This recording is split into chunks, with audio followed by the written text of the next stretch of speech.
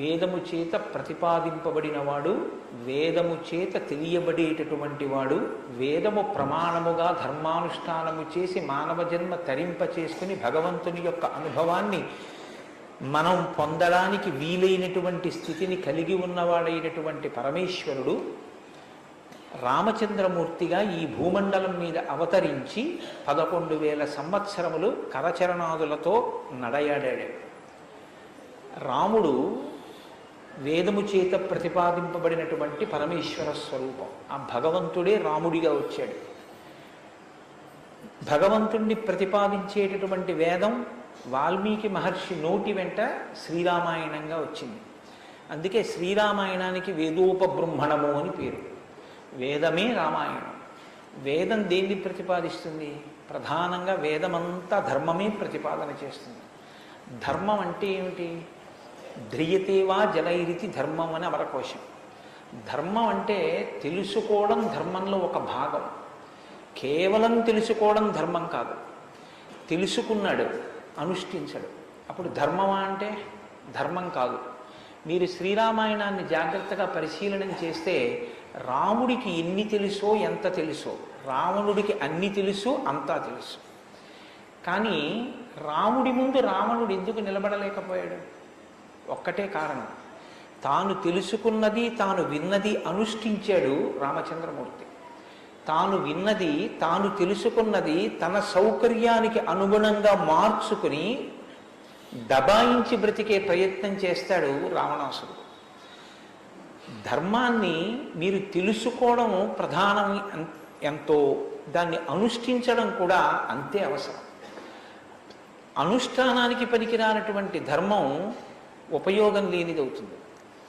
ఇంట్లో కర్ర ఉంది, వీధిలో కుక్క ఉంది. కుక్క మీ మీద పడడానికి ఉద్యుక్తమవుతున్న సమయంలో మీ ఇంట్లో కర్ర ఉంది కదా అని మీ మీద పడ్డం మానదు.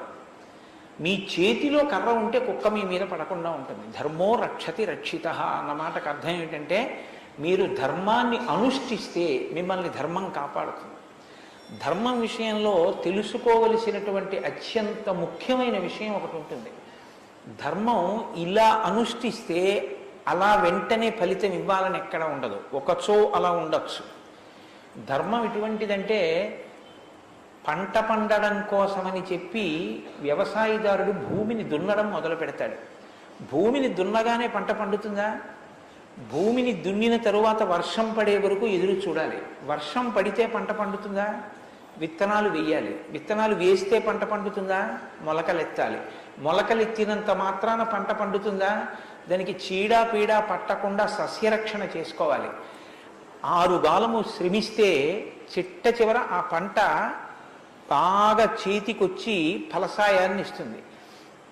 అప్పుడు కోత కోసి తెచ్చి పొలం గట్టున వేసి బస్తాలకెత్తి ఇంటికి తీసుకెళ్లి దాచుకునే పర్యంతమో పండిన పంట మీ చేతికి వచ్చింది అని నమ్మకంగా చెప్పడం సాధ్యం కాదు. ధర్మం కూడా అంతే. ఇవాళ మీరు ధర్మం చేశారు అని వెంటనే ఫలితం ఇవ్వదు. అధర్మం కూడా అంతే. మీరు ఇవాళ అధర్మం చేశారు అని వెంటనే ఫలితం ఇవ్వదు. లోకంలో మీరు చూస్తూ ఉంటారు, ఒక్కొక్కడు చాలా పాపాచరణముతో ఉంటాడు. ఈశ్వరుని యందు భక్తి ఉండదు. శాస్త్రం ఏది వద్దందో అది చేస్తూ ఉంటాడు, కానీ సర్వసుఖములను అనుభవిస్తూ ఉంటాడు. మనకేమనిపిస్తుందంటే, ఆయన ఈశ్వరుణ్ణి ధిక్కరించాడు కదా, ఆయన ఏం ధర్మం పాటించట్లేదు కదా, ఆయన ఏం వేద ప్రమాణాన్ని అంగీకరించట్లేదు కదా, ఆయన సంతోషంగా సుఖంగా ఉన్నాడు. అన్నీ విని అన్నీ నమ్మి అన్నీ విశ్వసించి వేదమును ప్రమాణముగా స్వీకరించి ధర్మమును అనుష్ఠించినటువంటి నేను కష్టాలు పడుతున్నాను. ఏమిటి ఉపయోగం ఈ ధర్మం పట్టుకుంటే అనిపిస్తుంది. ధర్మం పట్టుకోవడం ఎటువంటిది అంటే, పంట పండడం కోసమని పొలం దున్నడం లాంటిది. పొలం దున్ని కష్టపడిన వాడికి పంట ఎప్పటికైనా చేతికొచ్చినట్టే. ధర్మాన్ని అనుష్ఠించిన వాడికి కూడా ధర్మం కాపాడి తీరుతుంది. అధర్మం ఇంటికి అంటుకున్నటువంటి చిన్న మంట లాంటిది. చిన్న మంటే కదా నన్ను ఏం చేస్తుందని పడుకున్న వాడికి చిట్ట చివర ఇల్లంతా ఎలా కాలిపోతుందో, అధర్మంలో మనం ఉన్నామని తెలుసుకుని అధర్మ పథంలోంచి బయటికి వచ్చే ప్రయత్నం చేయకపోతే చిట్ట చివరికి జరిగేటటువంటి పరిణామం కూడా అలాగే ఉంటుంది. కాంచన లంక ఉంది, అంత బలగం ఉంది, అంత గొప్ప సుఖాలు అనుభవించాడు, 10 తలకాయలున్నాయి, గొప్ప తపస్సు ఉంది, ఈశ్వరుడి యొక్క అనుగ్రహాన్ని పొందాడు, పరమేశ్వరుణ్ణి సాకారంగా దర్శనం చేశాడు, పుష్పక విమానం ఎక్కి ప్రపంచమంతా తిరిగాడు. చిట్ట చివరికి ఏమయ్యాడు? అధర్మాన్ని పట్టుకున్నందుకు కడుపున పుట్టినటువంటి బిడ్డల దగ్గర నుండి భార్య చిట్ట చివర ఏడుస్తూ యుద్ధభూమిలోకి వచ్చి నువ్వు అధర్మాన్ని పాటించడం వల్లే ఇటువంటి చావు చచ్చావని మండోదరి గుండెలు బాదుకుని ఏడ్చేటటువంటి స్థితిని రావణుడు పొందాడు. ప్రతి క్షణం ధర్మాన్ని అనుష్ఠించాడు. ఎంత ఓపికగా అనుష్ఠించాడంటే ఎన్ని కష్టాలైనా రాని ఆయనకి కావలసింది మాత్రం ఒక్కటే, ధర్మం.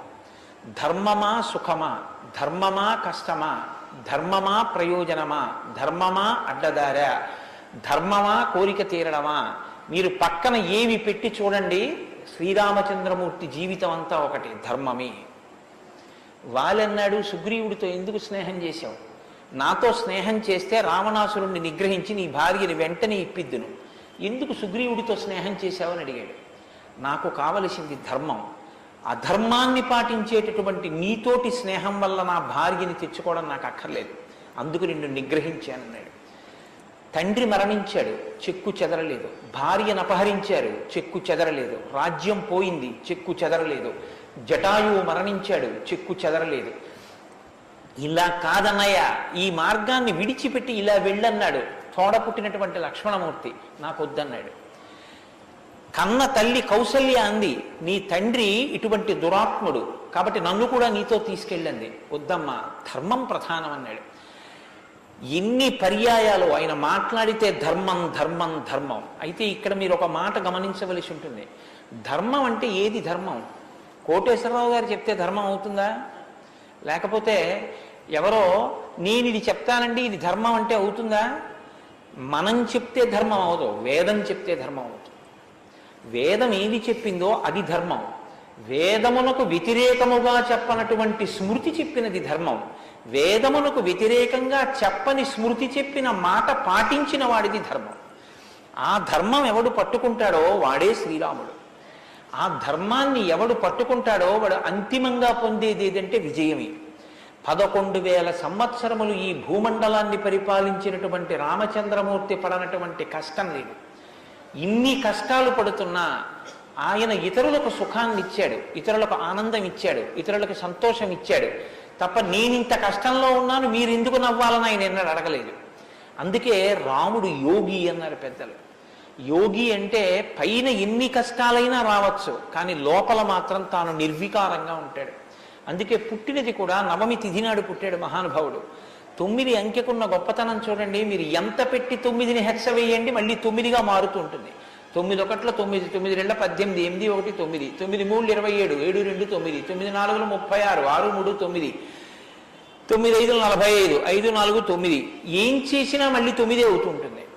ఎన్ని కష్టాలు బయట రానివ్వండి, ఎన్ని వైక్లభ్యాలు కలగనివ్వండి, లోపల మాత్రం రాముడు ఎప్పుడు ధర్మాన్నే పట్టుకొని ఉంటాడు. ధర్మాన్ని పట్టుకోవడం అంటే రాముడు రామాయణంలో మాట్లాడింది మీరు గమనించాలి. ఎప్పుడైనా రామాయణం చదవడం, రామాయణం వినడం అంటే ఒక్క పర్యాయం అని మీరు అనుకోకండి. రామాయణాన్ని బహుకోణాలలో చదవండి. రాముడు మాట్లాడితే అని రామాయణం చదవండి ఒకసారి. రాముడు ఎప్పుడు నేను ఇలా చెప్తాను అని అనడం. రాముడు ఎప్పుడు చెప్పినా ఎలా చెప్తాడంటే ఋషులు ఇలా చెప్పారంటాడు, పెద్దలు ఇలా చెప్పారంటాడు, శాస్త్రం ఇలా చెప్పిందంటాడు తప్ప నేను ఇలా చెప్తానన్నాడు రాముడు. తన నిర్ణయం కాదు, తాను ఏది చెప్పాలో కాదు, శాస్త్రం ఏం చెప్పిందో చెప్తాడు, ఋషులు ఏం చెప్పారో చెప్తాడు, పెద్దలు ఏం చెప్పారో చెప్తాడు, తాను ఎందుకు ధర్మాన్ని అనుష్ఠిస్తున్నానో చెప్తాడు. తన జీవితాన్ని ఆదర్శవంతంగా తీసుకొచ్చి మనుష్య జాతికంతటికి ఫలంగా అందించాడు. అటువంటి ధర్మాత్ముడైనటువంటి రామచంద్రమూర్తి మనుష్యుడిగా అవతారాన్ని స్వీకరించి ఉండకపోతే అసలు మనుష్యుని యొక్క జన్మ ప్రయోజనం ఇంత గొప్పవాడా మనిషి అన్న విషయమే లోకానికి అర్థమయ్యుండేది కాదు. ఎందుకంటే మీరు ఒక విషయాన్ని జాగ్రత్తగా గమనించండి. రామావతార స్వీకారానికి ముందరే రామనామం లోకంలో ఉంది. రామావతారానికి ముందు రామనామం లేకపోతే వాల్మీకి మహర్షికి రామనామాన్ని ఎలాగా ఉపదేశం చేశారు ఋషులు? ఆయనకి ఉపదేశం చేసిన తరువాత కదా రామచంద్రమూర్తి అవతారం వచ్చింది. ఆయన వాల్మీకిగా మారిన తరువాత కదా రాముడు పుట్టింది. కాబట్టి రామ అన్న నామం సాక్షాత్తు ఈశ్వరుడి యొక్క నామం. అది అది రమయతీతి రామ, లోకులనందరినీ రమింపచేసేటటువంటి నామం. అంతటి మహోత్కృష్టమైనటువంటి శీల సంపద కలిగినటువంటి వాడు రామచంద్రమూర్తి. అందుకే రామాయణాన్ని రామచంద్రమూర్తిని ఎంతకాలం మనుష్య జాతి ఆరాధన చేస్తుందో అంతకాలం మానవత్వం బ్రతికుంటుంది. ఏనాడు రామచంద్రమూర్తిని మరిచిపోతామో, ఏనాడు రామాయణం మనకు అక్కర్లేదని అంటామో, ఆనాడు మనిషిగా కనపడుతున్న మనుష్యత్వం చచ్చిపోతుంది, మానవత్వం చచ్చిపోతుంది, నరత్వం చచ్చిపోతుంది. అది పోయిన నాడు నరజన్మ యొక్క ప్రయోజనమే పోతుంది. అందుకే మీరు చూడండి, విష్ణువు దశావతారములను స్వీకరించారు. ఇన్ని అవతారాలు స్వీకరించినా ఆ అవతార పరిసమాప్తి అయిపోయిన తరువాత మనం పిలిస్తే ఇక లక్ష్మీనారాయణులని పిలుస్తాం. ఒక వామనమూర్తి అవతార పరిసమాప్తి అయిపోయింది, ఏమంటాం? లక్ష్మీనారాయణులు. ఒక పరశురాముడు, లక్ష్మీనారాయణులు. ఒక మత్స్యావతారం, లక్ష్మీనారాయణులు. ఒక్క సీతారాముల అవతారంలో మాత్రం యుగాలు మారిపోయినా ఆ అవతారాన్ని సీతారాములనే పిలుస్తాం. భార్యాభర్తలు ఎలా బతకాలో నేర్పినటువంటి అవతారం రామావతారం. అన్నదమ్ములు ఎలా బతకాలో నేర్పిన అవతారం రామావతారం. తండ్రి కొడుకులు ఎలా బతకాలో నేర్పిన అవతారం రామావతారం. ఒక ఉద్యోగి యజమాని ఎలా బతకాలో నేర్పిన అవతారం రామావతారం. చిట్ట చివరికి ఎంత కష్టం కడుపులో ఉన్న రాజారాముడిగా సింహాసనం మీద కూర్చోవలసి వస్తే ప్రజల్ని కన్నబిడ్డల్లా పరిపాలించగలిగినటువంటి, ధర్మాన్ని నిలబెట్టుకోగలిగినటువంటి, సంపూర్ణత్వాన్ని సంతరించుకున్నటువంటి మనుష్య స్థితిని పొందిన అవతారం రామావతారం. మీకు జీవితంలో అనుష్ఠాన పర్యంతంలో ఎక్కడ ఏ విషయం గురించి అనుమానం వచ్చినా మీకు రామాయణం జీర్ణమైతే మీకు వెంటనే శ్రీరామాయణం జ్ఞాపకానికి వస్తుంది. అప్పుడు రాముడు ఇలా ప్రవర్తించాడు అని మీకు జ్ఞాపకం వస్తుంది. రామాయణం మీకు జీర్ణమైతే మీ భాష తీరు మారిపోతుంది. రామాయణం మీకు జీర్ణమైతే మాట ఎంత గొప్పదో మీకు అర్థమవుతుంది. నేను అందుకే మీకు మనవి చేశాను, రామాయణాన్ని రామాయణంగా చదవకండి అని. రామాయణం జ్యోతిష శాస్త్రం, రామాయణం వాస్తుశాస్త్రం, రామాయణం ధర్మశాస్త్రం, రామాయణం వాక్కు, రామాయణం ధర్మ పరిపాలన, రామాయణం న్యాయం, రామాయణం సామాజిక శాస్త్రం, రామాయణం శకున శాస్త్రం, రామాయణం పర్యావరణం, రామాయణం గురుభక్తి, రామాయణం శిష్యధర్మం. మీ ఇష్టం, ఎలా చదవండి, రామాయణం అలా వస్తుంది. మీకు ఇచ్చినది మట్టి ముద్ద, మీరు దాంతో మూకుడు చేసుకుంటారో, పళ్ళెం చేసుకుంటారో, ప్రమిద చేసుకుంటారో, గిన్నె చేసుకుంటారో, గరిటె చేసుకుంటారో మీ ఇష్టం. రామాయణాన్ని మీరు ఎలా చూడాలనుకుంటే మీకు అలా కనపడుతుంది. శ్రీరామాయణానికి ఉన్న గొప్పతనం ఏమిటంటే వాల్మీకి మహర్షి ఎవ్వరికీ కూడా కితాబులు ఇవ్వరు. రావణాసురుడు దుష్టుడని వాల్మీకి మహర్షి అనరు. వాల్మీకి మహర్షి చెప్పేది ఇలా చేశాడని చెప్తారు. తెల్లవారకట్ట లేచాడు, పరస్త్రీ పట్ల కామంతో మనసు కదిలింది. నీకు నచ్చి నీకు కూడా అలా ఉండాలనుకుంటే నీ ఇష్టం, నీ తల కూడా తెగిపోతుంది. నీవు కూడా పుత్రమిత్ర కళత్రాదులతో భంగపాటు పొందుతావు. రాముడు నిద్రలేస్తూనే నదీ స్నానం చేసి సంధ్యావందనం చేశాడు. నువ్వు రాముడిలా ఉండాలనుకుంటే 7 తరాలు తరిస్తాయి. నీకేది కావాలో నువ్వు నిర్ణయించుకో. రాముడు గొప్పవాడని చెప్పరు, రావణుడు తక్కువవాడని చెప్పరు. నువ్వేది తెలుసుకోవాలో అది నువ్వు తెలుసుకొని అనుష్ఠించాలి. అది శ్రీరామాయణం యొక్క గొప్పతనం. అంత గొప్ప అవతారంలో రాముడు ఎప్పుడు మాట్లాడినా ఋషివాక్కుని సమర్థిస్తాడు. రాముడు ఎప్పుడు మాట్లాడినా వేదవాక్కుని సమర్థిస్తాడు. రాముడు ఎప్పుడు మాట్లాడినా ధర్మాన్ని సమర్థిస్తాడు. ఇది మీరు బాగా జ్ఞాపకం పెట్టుకోవాలి. మనం శ్రీరామాయణం వింటున్నది శృంగగిరి పీఠంలో వింటున్నాం. అదేమిటండి పీఠ శాఖ కదా అని మీరు అనొచ్చు. ఆత్మావై పుత్రనామాసి, కొడుక్కి తండ్రికి అభేదం.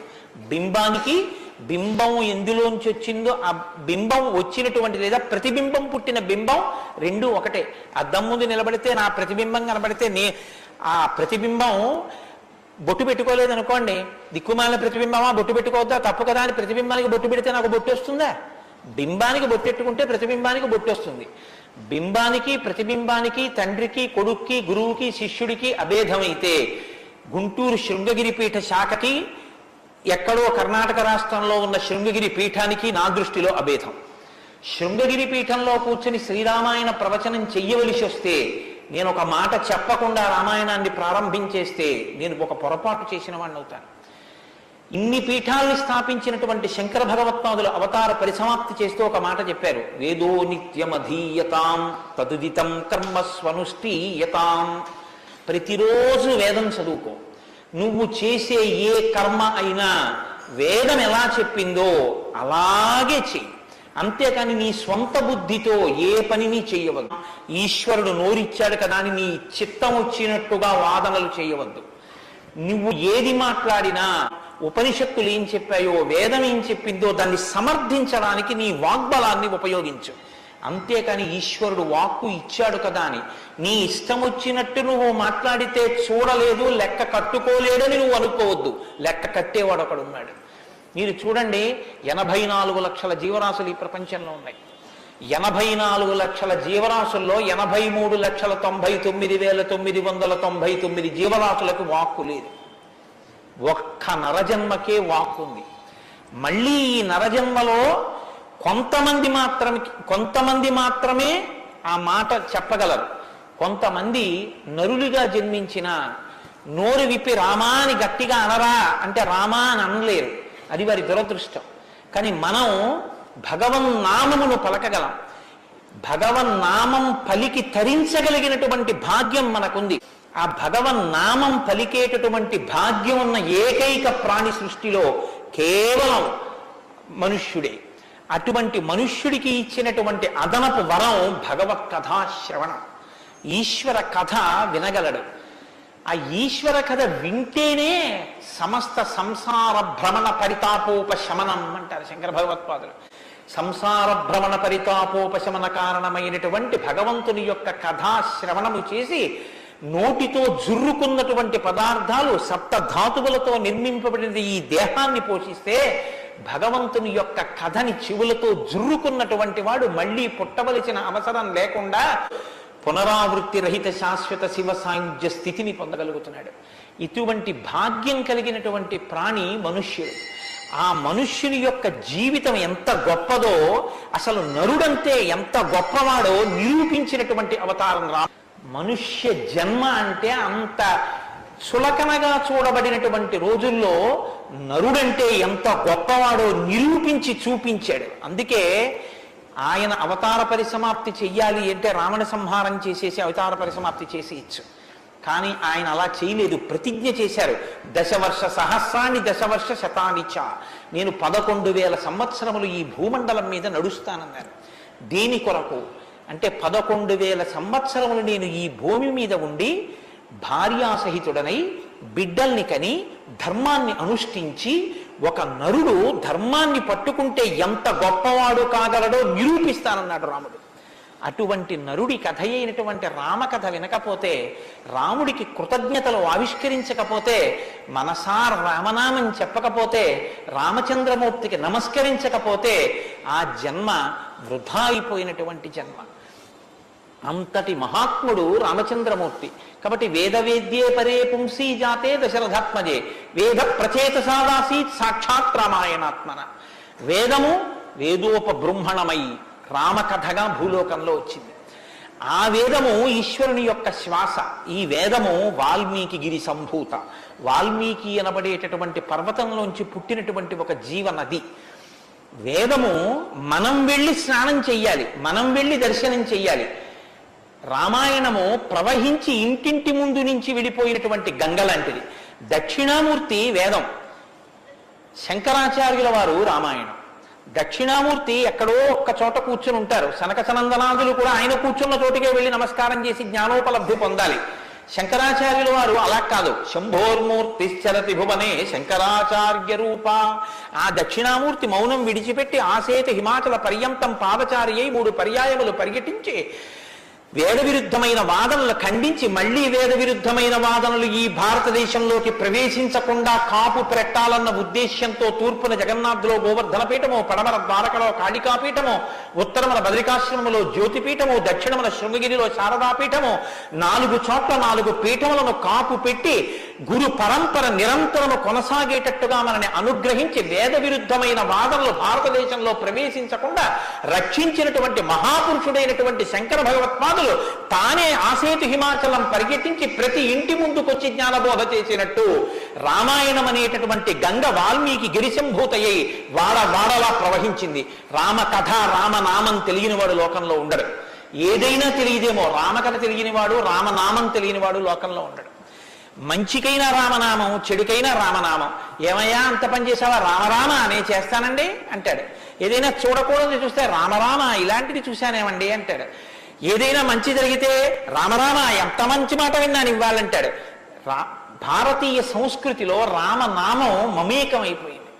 అటువంటి రామాయణం, అటువంటి రామనామం ధర్మానికి ఆలవాలం.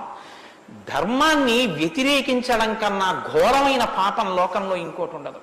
ఇవాల్టి రోజున రామాయణం యొక్క ఆవశ్యకత మరీ ఎక్కువ. ఎందుచేతనో తెలుసా అండి, ఒకానొకప్పుడు ధర్మానికి వ్యతిరేకంగా మాట్లాడితేనే చాలా దోషం. అటువంటిది ఇవాళ ఏ స్థితి వచ్చేసిందంటే, ధర్మాన్ని ధర్మము అని పేరు పెట్టి వ్యతిరేకంగా మాట్లాడితే బాగుండదని ధర్మానికి ఇంకొక పేరు పెట్టి వ్యతిరేకంగా మాట్లాడే రోజులు వచ్చాయి. ఒకడు ఆవుని చంపేయాలనుకున్నాడు. ఆవుని చంపేయండి అంటే మిగిలిన వాళ్ళు బుద్ధి ఉందా లేదా అంటారు. అందుకని ఆవుని ఇంకొక క్రూర మృగం పేరు పెట్టి పిలిచి చంపేయమన్నాడు వాడు. ఎంత గడుసరితనం చూడండి. ఈ పులిని చంపేయండి అన్నాడు. పులిని చంపేయండి అంటే చూడని వాడు ఏమనుకుంటాడు? పులిని చంపేస్తే తప్పేమిటి, వచ్చి ఊళ్ళ మీద పడిపోతుంది అనుకుంటాడు. అది పావుని చంపేయండి అన్నాడు. విన్నవాడు పావు అనుకున్నాడు, కనది ఆవు. ఆవుని చూపించి పావుని చంపేయండి అన్నాడు. వాడికి తెలియదా ఇది ఆవుని? తెలుసు. మరి ఆవుని చంపేయండి అని ఎందుకండ అంటే, ఆవుని చంపేయండి అంటే ఆవుని చంపడం ఏమిట్రా అంటారని పావుని చంపేయండి అన్నాడు తెలిసి. ధర్మాన్ని ఆచరించకండి అంటే జనం తిరగబడతారని మూఢ విశ్వాసాల జోలికి వెళ్ళకండి అంటున్నాడు. పేరు మార్చారు కానీ వ్యవస్థని ధర్మానికి దూరం చేస్తున్నారు. ఆ స్థితి నుంచి మనం రక్షింపబడాలంటే మనకున్న ఆధారం ఒక్కటే, శ్రీరామాయణాన్ని వినాలి, శ్రీరామాయణాన్ని బాగా తెలుసుకోవాలి, శ్రీరామాయణాన్ని తరచి తరచి గమనించాలి. రామాయణం మనకి తెలుసున్న రామకథే కదా అనుకోకండి. నేను మీకు యథార్థం మనవి చేస్తున్నాను. మీరు రామాయణాన్ని ఎన్ని మాటలు చదవండి, ఎన్ని మాటలు వినండి, మీకు రామాయణం కొత్త కోణంలో ప్రకాశిస్తుంది, రామాయణం కొత్త కోణంలో భాషిస్తుంది. అంత గొప్ప రామాయణం.